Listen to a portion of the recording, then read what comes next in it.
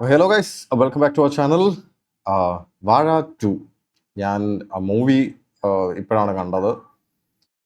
കാണാൻ കുറച്ച് ലേറ്റ് ആയിപ്പോയി, കുറച്ച് തിരക്കുകളും കാര്യങ്ങളായിരുന്നതുകൊണ്ട് കുറച്ച് ലേറ്റ് ആയിപ്പോയി കാണാൻ. ആൻഡ് കണ്ടു.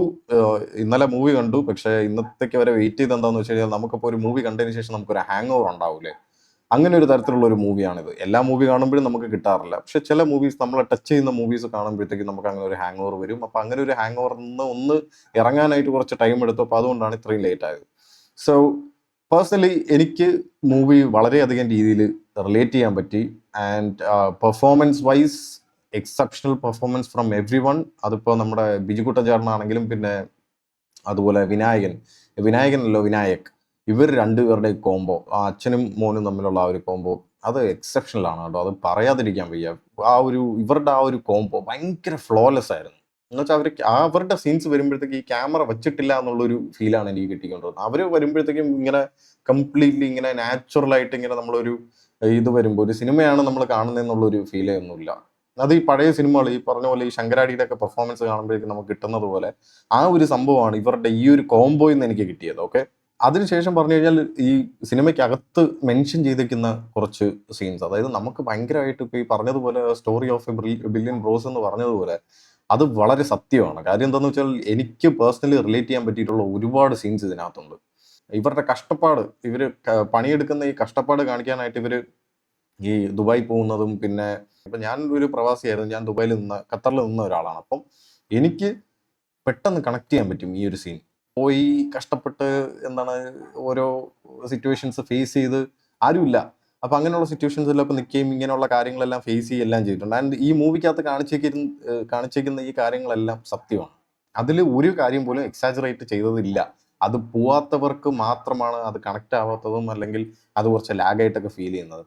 നമുക്ക് കണ്ടുകൊണ്ടിരുന്നവർക്ക് നമുക്കൊരു ഒരു ഒരു ടൈം ട്രാവൽ ചെയ്തതുപോലെ, അതിനകത്തുകൂടെ നമ്മളിങ്ങനെ പോയതുപോലെയാണ് നമുക്ക് തോന്നിയത്. ആൻഡ് ഈ പോകുന്ന ആൾക്കാരെല്ലാം സത്യം പറഞ്ഞു കഴിഞ്ഞാൽ എല്ലാവരും കഷ്ടപ്പെട്ട് തന്നെയാണ് അവിടെ നിൽക്കുന്നത്. ഭയങ്കര കഷ്ടപ്പാടാണ്, കഷ്ടപ്പെട്ട് ബുദ്ധിമുട്ടി.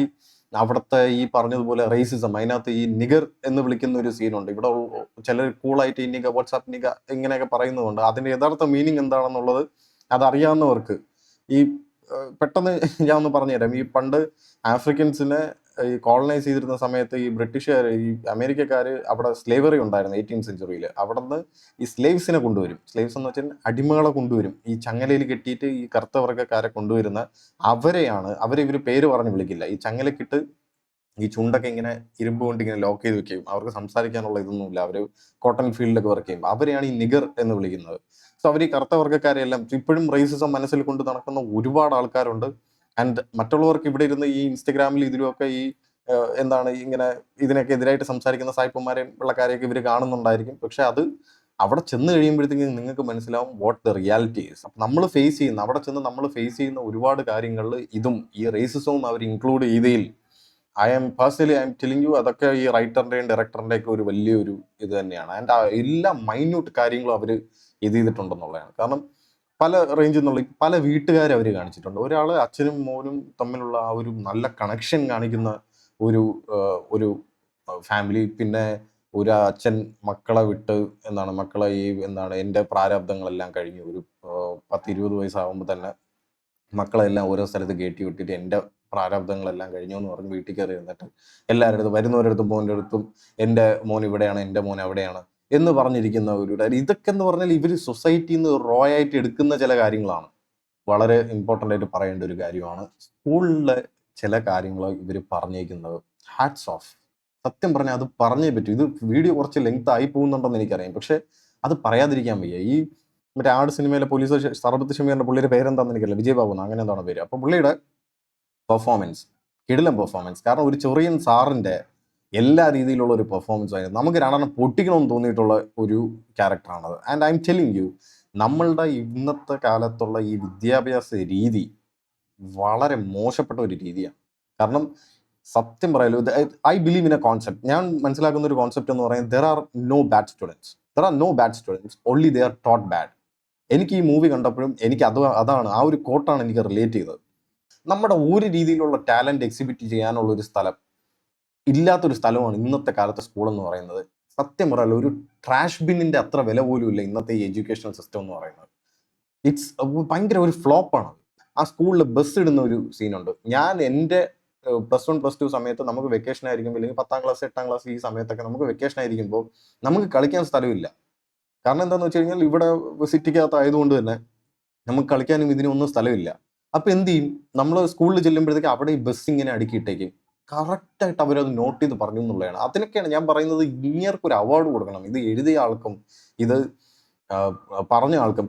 പിള്ളേർ ഡ്രഗ്സ് യൂസ് ചെയ്യുന്നുണ്ട്, ഇങ്ങനെയുള്ള കാര്യങ്ങളെല്ലാം യൂസ് ചെയ്യുന്നുണ്ടെങ്കിൽ അത് പിള്ളേരെ മാത്രം പ്രശ്നമല്ല, അധ്യാപകരെ മേലുള്ള ഒരു വലിയ ഒരു ഇതുണ്ട്. Because school is our second home എന്നാണ് പറയുന്നത്. നമ്മൾ വീട്ടിൽ ചിലവാക്കുന്ന അതേ സമയം തന്നെ നമ്മൾ സ്കൂളിലും കോളേജിലും ചിലവാക്കുന്നുണ്ട്. അപ്പോൾ അവരുടെ ഉത്തരവാദിത്വം എന്ന് പറഞ്ഞാൽ കാശ് വാങ്ങിച്ച് വെച്ചിട്ട് ഇതല്ല, വന്ന് അവർ പണി ചെയ്ത് ഇത് ചെയ്തിട്ട് പോകാനുള്ളതല്ല. അധ്യാപകരെന്ന് പറയുമ്പോഴത്തേക്കും എല്ലാ രീതിയിലും ഒരു സ്റ്റുഡൻറ്റിൻ്റെ മോറൽ സൈഡ് കൂടെ വളർത്താനുള്ള കാര്യങ്ങളെല്ലാം ഒരു വിദ്യാഭ്യാസ സ്ഥാപനത്തിൽ നിന്ന് പഠിപ്പിക്കണം.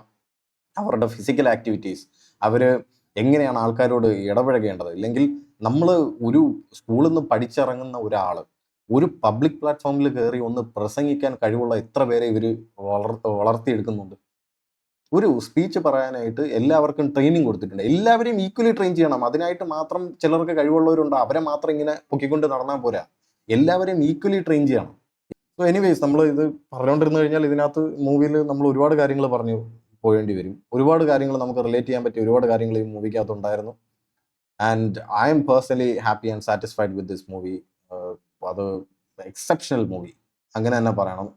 എനിക്ക് പേഴ്സണലി ഇപ്പം ഈ ഒരു വർഷത്തിൽ കണ്ടതിൽ വെച്ച് എനിക്ക് ഏറ്റവും ഒരു ഫീൽ ഗുഡ് മൂവി ആയിട്ടും ഒരു നമ്മുടെ തോട്ട്സ് പ്രൊവോക്ക് ചെയ്യുന്നതും, പിന്നെ നമ്മുടെ എന്താണ് നമ്മളൊന്ന് ചിന്തിക്കുന്നത്, നമ്മളുടെ ആ ഒരു നൊസ്റ്റാൾജിയിലോട്ട് പോകുന്നതും, നമ്മുടെ സിസ്റ്റത്തിലുള്ള ഫെയിലിയേഴ്സ് എടുത്ത് കാണിക്കുന്ന എല്ലാ രീതിയിലും ഒരു സക്സസ്ഫുൾ മൂവി എന്ന് വേണമെങ്കിൽ നമുക്ക് പറയാം. Very good, very good work. And thank you for a movie like this. So I will see you guys next time. ഇനി കൂടുതലൊന്നും പറയുന്നില്ല, ഒരുപാട് സമയമായി, 18 മിനിറ്റായി. So I will see you guys next time. By.